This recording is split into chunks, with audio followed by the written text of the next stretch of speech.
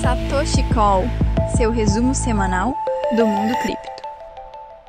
Apesar do polêmico tarifaço de Donald Trump, o Bitcoin caminha para um fechamento semanal superior a 15%. Para além da valorização expressiva, o desempenho da criptomoeda também chama atenção, por estar na contramão da maioria dos índices norte-americanos. Ou seja, há uma potencial descorrelação entre o Bitcoin e o mercado de risco, o que pode colocar a moeda digital em uma boa posição para o atual momento conturbado da macroeconomia. E os detalhes de todo esse movimento você vai ver aqui comigo, Beto Fernandes, analista de conteúdo de criptomoedas da Foxbit, no Satoshi Call desta segunda-feira, 28 de abril de 2025. Europa. Fala aí pessoal, tudo beleza? Satoshi Call de volta aqui depois de segunda-feira passada ter sido feriado.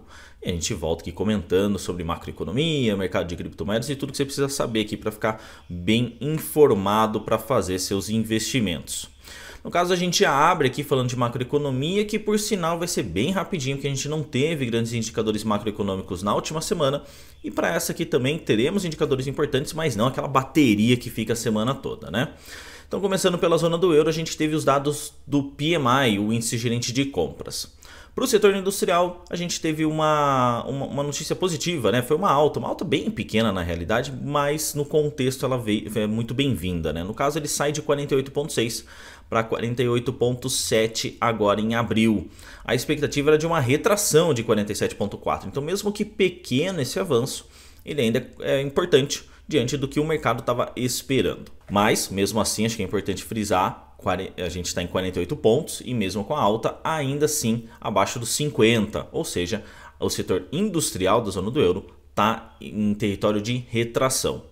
Já o PMI de serviços seguiu na contramão. A expectativa era de uma queda, sair de 51 para 50,4, mas o tombo foi maior, foi para 49,7. Então, o setor de serviços deixa o território de expansão e volta aí para o território de retração. Lembrando que a inflação por lá está relativamente controlada, né? Está muito próximo da meta que o Banco Central Europeu estipulou. E o próprio BCE vem fazendo aí seus cortes de juros, o que pode, talvez no médio e longo prazo, aí, a gente ter uma melhora do sentimento econômico, né? Por enquanto, a zona do euro está ali bem estável, né? Não está numa retração tão agressiva, mas está sim dentro de um território de retração. Estados Unidos. Nos Estados Unidos a situação é bem parecida com a zona do euro, né? O PMI industrial ele sobe de 50,2 para 50,7, também numa projeção aí de queda para 49 pontos, ou seja, não só se manteve em território de expansão, como subiu também, mostrando que o setor industrial está fortalecido nesse momento. Já o PMI de serviços também caiu, né? Foi de 54,4 para 51,4. E caiu além da projeção de 52,8 esperado pelo mercado, ou seja, a gente vê um movimento de industrialização mais forte aí, né? Enquanto os serviços caem, o que pode ser bom pensando na inflação, né? Já que você pode aumentar os estoques e aí você consegue equilibrar um pouco mais a demanda com a oferta dentro do mercado. Mas é um negócio que a gente vai ter que olhar, porque ainda assim o PMI industrial não está nos mais aquecidos de todos os tempos. A gente teve também dados os pedidos iniciais por seguro-desemprego que vieram praticamente aí em linha com o que o mercado esperava, né? Na semana retrasada foram 216 mil novos pedidos e na semana anterior 222 mil, basicamente o que o mercado estava apostando.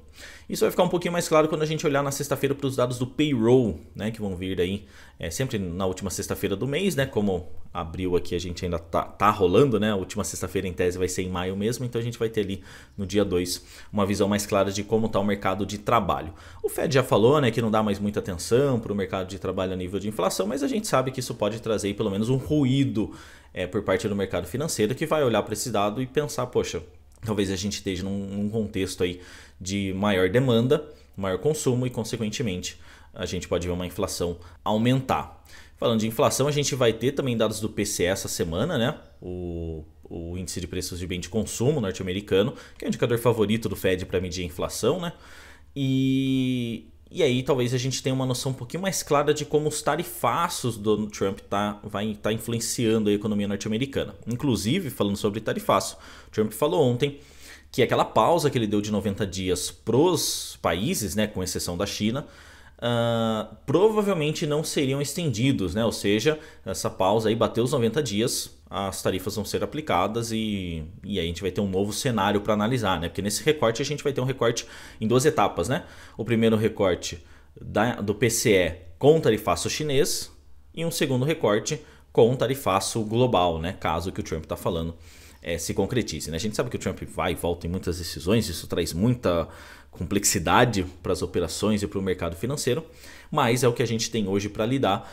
E dito isso, a gente tem que ficar observando indicador em indicador. Então, saiba que a gente vai ter um PCE agora mais focado no tarifaço chinês e a partir dos próximos a gente vai ter que analisar como que isso está impactando a economia como um todo e depois incluir os dados do tarifaço global, caso se confirme. Então vai ser um momento aí de não tanta confiança assim nos dados. Mais confiança do que mês passado, né? Em relação aos dados de março. Mas agora de abril para frente a gente precisa ter um pouco mais de cautela e analisar com frieza mesmo o que essas informações vão trazer para a gente. Bitcoin. Agora sim a gente vai para o Bitcoin e aqui a gente começa com um dado muito interessante em relação à criptomoeda, né? Tem uma coisa que a gente chama de ETPs, que seriam aí todos os produtos relacionados a um determinado ativo, no caso o Bitcoin, no mercado tradicional e em todos os lugares do mundo, né? Então a gente está falando aí de contratos futuros da CME, ETFs de Bitcoin nos Estados Unidos, ETFs de Bitcoin em Hong Kong, enfim, tudo que a gente tem relacionado a Bitcoin aqui de produto no mercado financeiro está incluso nesses ETPs, né? Como se fosse um grande grupo de ativos, de produtos pro ativo. E a gente viu esses ETPs registrarem juntos, né, uma entrada de 3,4 bilhões de dólares na última semana, que é ali entre 21 e 25 de abril. Esse número é importante por quê? Porque ele é o segundo maior nível da história, atrás apenas de dezembro de 2024. Nesse período aí, né, dezembro do ano passado, entraram 3,85 bilhões de dólares também em uma semana que foi ali de 2 a 6 de dezembro. Foi bem ali o período da eleição do Donald Trump, né, toda aquela euforia do mercado. Semanas depois o Bitcoin foi bater sua máxima histórica em 109 mil dólares, ou seja, tem todo um contexto em que a gente está vendo a demanda do investidor tradicional se repetindo com que a gente viu um momento muito positivo para o Bitcoin. E de fato isso transfere no preço, né? A gente estava lá brigando nas últimas semanas na região dos 89, 88 mil dólares, a gente rompe os 90 mil e agora está aqui nesse momento aqui que eu estou falando com vocês no Satoshi Call, a gente está em 95.500 dólares, ou seja, a demanda ela está aumentando e ela pode continuar aumentando, pode pelo menos continuar fixa, né? Se cada semana entrar 3 bilhões de dólares, o preço do Bitcoin tende a subir bastante. Então a gente precisa ficar de olho nesse movimento, mas o que a gente tem, né, de uma percepção mais distante é que a demanda institucional, a demanda varejista, a demanda do investidor tradicional, ela está presente, ela existe e não é pequena. E como eu falei, isso vai impactar no preço como já está, né? Se a gente for olhar para um possível fechamento semanal aqui, né, se a gente for agora exatamente, né, falta aí hoje, né, o dia inteiro hoje de negociação e mais 2, né, para a gente ter o fechamento mensal. O Bitcoin está caminhando para uma alta de 15%, o que é relativamente bastante, né, principalmente se a gente compara com o mercado tradicional. E aí, fazendo esse comparativo com o mercado tradicional, acho que é interessante a gente trazer o quê? Por enquanto, S&P 500 está caminhando para um fechamento mensal negativo de mais de 1,5%, né? 1,54%, sendo que o S&P já teve uma recuperação bastante expressiva, porque a queda estava apontando ali para 13,5%, ou seja, o que o Bitcoin está subindo, o S&P estava caindo até poucos dias atrás. Houve essa recuperação recentemente que colocou e minimizou bastante a queda do S&P. A Nasdaq é a única ali das grandonas dos Estados Unidos que está mostrando uma alta ali de 0,8, que a gente quase poderia considerar aí um 0 a 0, né? Mas está tentando um movimento, mas seguiu a mesma lógica, né? Também estava lá para baixo, teve uma recuperação que colocou de novo para cima.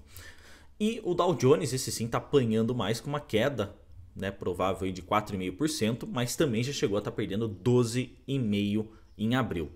Então, quando a gente olha para o mercado de risco, o Bitcoin está com uma vantagem muito interessante. E outro indicador que está caindo em abril e que pode fechar aí com uma forte queda é o DXY, o índice dólar. Ele está com uma retração de 4,32. E aqui é importante porque você deve ter visto aquela correlação de desempenho entre o Bitcoin e o DXY, que se o DXY sobe, o Bitcoin cai e vice-versa. Essa é uma correlação muito famosa aqui dentro do mercado, que faz muito sentido, né? Se o dólar está caindo, é porque o apetite ao risco está minimizado. E o apetite ao se o DXY está caindo, é porque o apetite ao risco tá alto.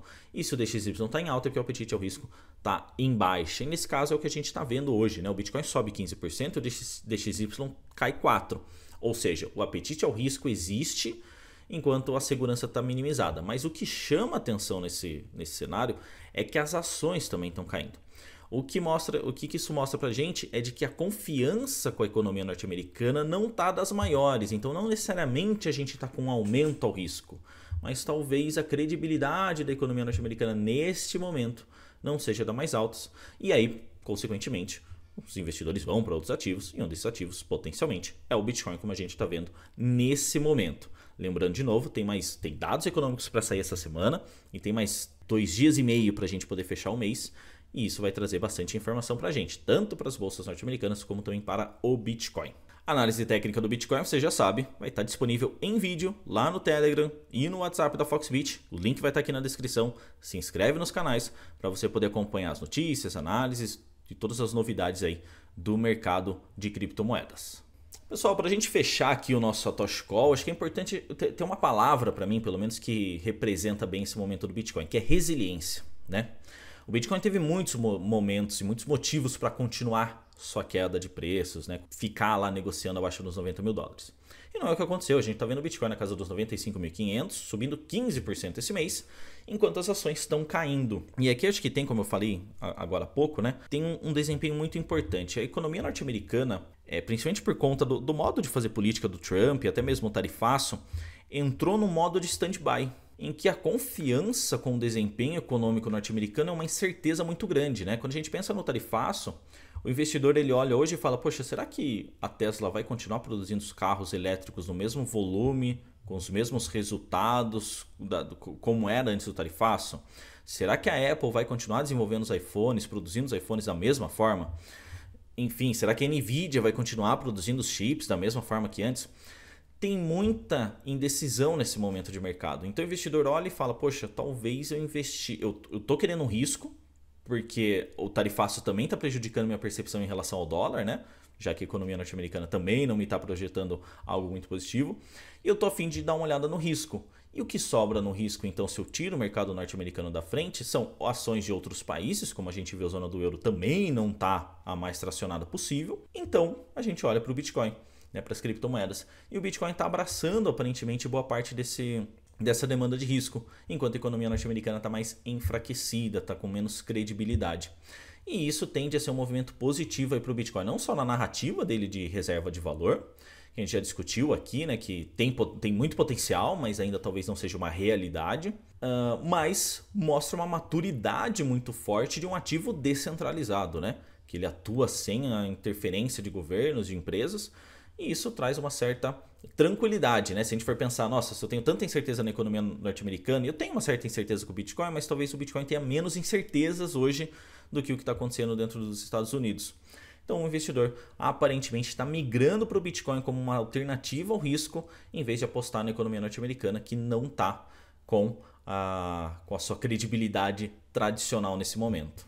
Mas lembrando também que é importante sempre destacar que o Bitcoin ele é um ativo volátil, né? Então a gente precisa ficar de olho em como que ele vai se comportar diante de algumas coisas importantes, né? A gente falou, vai ter dados do PCE, né? O indicador de inflação norte-americano, vai ter payroll, tudo isso pode mexer aí com o desempenho do ativo. Se o Trump falar alguma coisa também isso pode impactar. Então fica de olho, não é porque o mercado todo migrou para o Bitcoin também que agora, nossa, tudo mil maravilha, o Bitcoin vai subir, vai bater novas máximas históricas. Pode ser que aconteça, tá, né? Tem sinais de que isso pode acontecer, mas cautela, porque se a economia norte-americana tá mostrando um certo declínio, uma certa retração, não necessariamente o dinheiro está tão fácil assim para entrar para os ativos, né? Então a gente está vendo uma escolha hoje pelo Bitcoin, mas isso pode mudar conforme as coisas vão se movimentando dentro do xadrez macroeconômico, né?